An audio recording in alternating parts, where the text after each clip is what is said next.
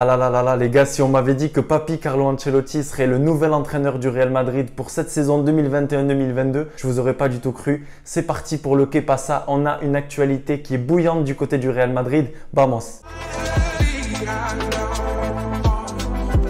Hola les Madridistas, j'espère que vous allez bien, c'est Nono et on se retrouve dans le Que Pasa pour une nouvelle vidéo spéciale actualité du Real Madrid. Et les gars, juste avant de commencer cette vidéo, je vous parle comme d'habitude de mon partenaire Mayogo. Sur le site mayogo.com, vous retrouvez tout un ensemble de maillots. Le maillot que je porte actuellement ici, le maillot que vous retrouvez ici, ce maillot TK, ce maillot classique, vous le retrouvez dans les maillots rétro. N'oubliez pas qu'avec le code NONO, vous pouvez bénéficier de 15% de remise sur votre panier. Et n'oubliez surtout pas qu'à partir de 79 €, la livraison est offerte. Donc faites-vous plaisir. À noter que Mayogo, bien évidemment, ils sont à la pointe, ils sont en ligne, ils sont là, ils sont à la page. Mayogo propose le maillot 2021-2022 qui est sorti justement il y a quelques jours. D'ailleurs, je le trouve super beau. Maillot orange et maillot bleu qui me fait justement penser à la Décima, à cette finale à Lisbonne avec Carlo Ancelotti. Donc voilà, c'est pas un hasard, j'ai envie de dire. Même si j'ai pas trop envie de parler d'Eden Hazard en ce moment. Mayogo.com, vous retrouvez des maillots, des survêtements, des t-shirts, des polos, des ensembles.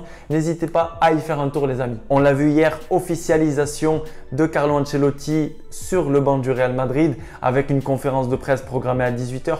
Tout s'est bien passé. Carlo Ancelotti de retour comme je vous le disais dans l'intro. Il a signé pour 3 saisons. Carlo Ancelotti, le papy qu'on connaît très bien. Il était à Madrid de 2013 à 2015 où il a notamment gagné une Coupe d'Espagne, une Super Coupe d'Europe, un mondial des clubs et puis le 4e titre, c'était bien évidemment la Décima qu'on attendait depuis longtemps. Dites-moi dans les commentaires comme d'habitude ce que vous pensez du retour de Carlo Ancelotti sur le banc du Real Madrid.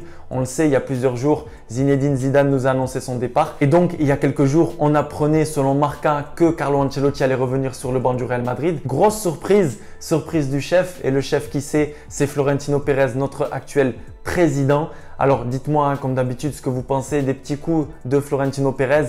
Honnêtement, j'ai envie de vous dire la liste, c'était Allegri qui est retourné à la Juventus de Turin. Conte, apparemment ça s'est pas fait. Et puis après Raúl et Xabi Alonso qui étaient selon le président un peu trop justes pour directement succéder à Zinedine Zidane. Enfin bref, maintenant on se concentre sur le futur et vous l'avez vu dans le titre. Le Real Madrid de cette saison 2021-2022 prend forme avec l'officialisation d'Alaba il y a quelques jours qui s'est engagé donc pour 5 ans avec un contrat à 12 millions net les amis. Justement Alaba qui a joué hier en tant que milieu gauche qui va bientôt fêter ses 29 ans. Pour moi, la recrue Alaba, elle est bonne. Pourquoi? Parce qu'il peut jouer défenseur central, parce qu'il peut jouer défenseur gauche et parce qu'il peut jouer au milieu de terrain à la place de Casemiro. Ça peut être un remplaçant. On le sait, cette année, Casemiro n'avait pas du tout d'option sur le banc avec peut-être Valverde et Blanco en fin de saison. Mais c'est vrai qu'avec les cas Covid, avec les blessures, etc., vaut mieux avoir Alaba en remplaçant de Casemiro. Et puis, on le sait, on l'a vu aujourd'hui, Lucas Vazquez prolonge jusqu'en 2024. C'était un dossier bouillant du côté du Real Madrid. On avait le côté Sergio Ramos et on avait le dossier Lucas Vazquez. On sait que c'est un joueur très apprécié des fans. Moi, je vous le dis directement, à vous de me dire dans les commentaires comme d'habitude. Mais Lucas Vazquez, c'est un soldat. Moi, j'aime les joueurs comme ça. J'aime les joueurs comme Militao, comme Nacho, comme Lucas Vazquez, comme Carvajal, qui a été blessé. Mais voilà, Lucas Vazquez, il est au club depuis tout petit. D'ailleurs, vous pouvez le voir sur l'image. Il y est depuis 2007. Il a été formé au Real Madrid et en 2015, il a intégré l'équipe première. Il marque environ 2-3 buts par saison, mais sinon, il est indétrônable sur ce côté droit. Franchement, il n'y a rien à dire. Il est remplaçant, il est aussi titulaire. Il accepte ce poste de remplaçant. Parfois, il était le remplaçant de Gareth Bale. Cette saison, en concurrence avec Asensio, avec Rodrigo, mais également défenseur droit. Il nous a énormément dépanné tout le long de la saison parce qu'on le sait, Carvajal s'est blessé 2 fois et c'était plutôt long. Donc franchement, super bonne nouvelle pour Carlo Ancelotti. Honnêtement, oui, j'aurais voulu voir un Nagelsmann, j'aurais voulu voir un Klopp, j'aurais voulu voir un autre entraîneur un peu plus jeune avec une nouvelle vision du jeu, etc. Après, j'ai envie de vous dire, Zidane se barre. Vous voulez qu'on fasse quoi? Qu'on parte sur un Xabi Alonso ou sur un Raúl qu'on se trompe? au moins en attendant, alors justement on va en parler après, en attendant cette fameuse révolution, on a Carlo Ancelotti. Pourquoi je dis cette fameuse révolution? Parce que d'après ce que j'ai pu comprendre lors de la conférence de presse d'hier 18h et d'après ce que j'ai pu lire dans la presse, notamment dans AS, dans Marca, etc., il n'y aura pas vraiment de réelle révolution au Real Madrid cet été. Tout simplement pourquoi? On le sait, avec la crise Covid, c'est pas évident de recruter des joueurs. Le club, avec le stade, a aussi les travaux à gérer, etc. Et puis, une chose aussi, c'est que Carlo Ancelotti connaît pas mal de joueurs donc, de ce groupe. Alors, il n'a pas connu les Vinicius Junior, les Rodrigo, les Mendy, etc. En parlant de Mendy, justement, lorsque Carlo Ancelotti était à Naples, il avait vraiment envie de recruter à l'époque Mendy qui était à l'Olympique Lyonnais. Donc, ça me fait super plaisir que Carlo Ancelotti et Mendy vont enfin se rencontrer cette saison-là au Real Madrid. Donc, pas de révolution, mais pourquoi pas un défenseur central. Puis, au niveau de l'attaque, pourquoi pas la venue de Kylian Mbappé. Je vous le dis, dites-moi dans les commentaires ce que vous en pensez, mais ça traîne depuis un petit moment. On le voit beaucoup parler, on le voit avec les sorties médiatiques, etc. Est-ce qu'il va rester, est-ce qu'il va pas rester? Pour moi, je vous le dis toujours, c'est un peu spécial qu'un joueur à 2-3 mois de la reprise, voilà, il a toujours pas officialisé sa prolongation, il est tout le temps là en train de laisser des phrases en l'air par-ci par-là. C'est quand même louche. Donc, j'espère que Kylian Mbappé va signer. J'espère qu'on aura du lourd. Et puis, il y a également Eden Hazard qui a parlé d'Ancelotti, qui a dit que c'était un top entraîneur, un entraîneur avec de l'expérience et qui était super sympa, qui était apprécié des joueurs. Donc, comme d'habitude, dites-moi ce que vous pensez de Carlo Ancelotti avec son comeback, son retour. Dites-moi ce que vous pensez de ce recrutement pour Alaba. Et puis, dites-moi en attaque, vous, qui est-ce que vous voulez voir? Plutôt Kylian Mbappé, plutôt Haaland, plutôt Lukaku? J'entends beaucoup de noms, Mané, Salah, Mahrez, etc.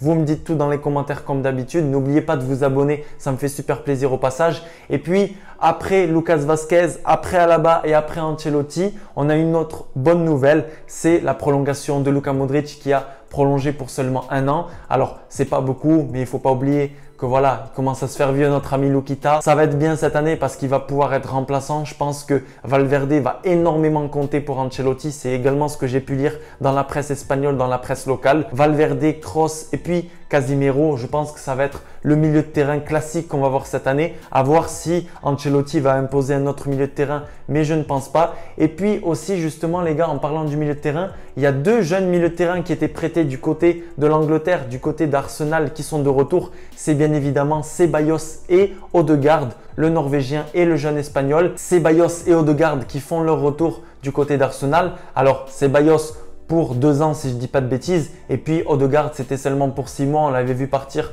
lors du mercato hivernal. Donc le retour de Ceballos et de Odegaard, moi ce que j'en pense c'est que j'aimerais beaucoup garder les deux. Après voilà, Ancelotti l'a dit aussi en conférence de presse, il n'a pas eu encore le temps de se réunir avec la direction, avec le président, avec tout le nouveau staff pour parler des recrutements, de l'effectif, de la plantilla comme on dit, savoir ce qui va se passer au niveau des départs, au niveau des arrivées. On lui a également parlé de Gareth Bale. Ce qu'il a dit, c'est que voilà, Gareth Bale a eu une saison compliquée du côté de Tottenham, mais que lorsqu'il a eu un peu plus de temps de jeu, ça s'est plutôt bien passé avec plusieurs buts en fin de saison. Donc voilà les Madridistas, on va laisser Carlo Ancelotti faire son taf, faire son mercato, se réunir avec la direction et puis à mon avis pendant l'Euro et même fin de l'Euro, on va avoir l'officialisation de quelques départs. On pense notamment à Isco, à Marcelo, etc.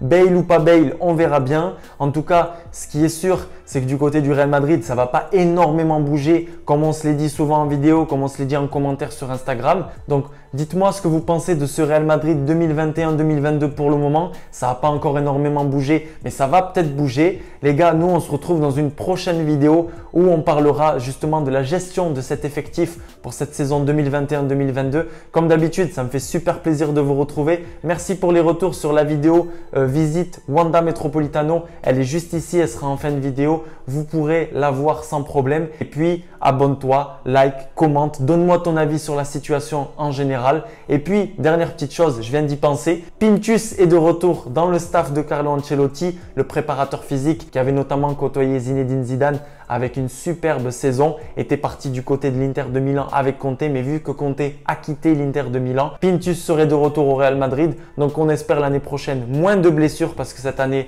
la 60aine de blessures, c'était la catastrophe. À la Madridina Damas, comme d'habitude, dis-moi ce que tu en penses, je réponds à tous les commentaires et puis on se retrouve très rapidement pour une nouvelle vidéo.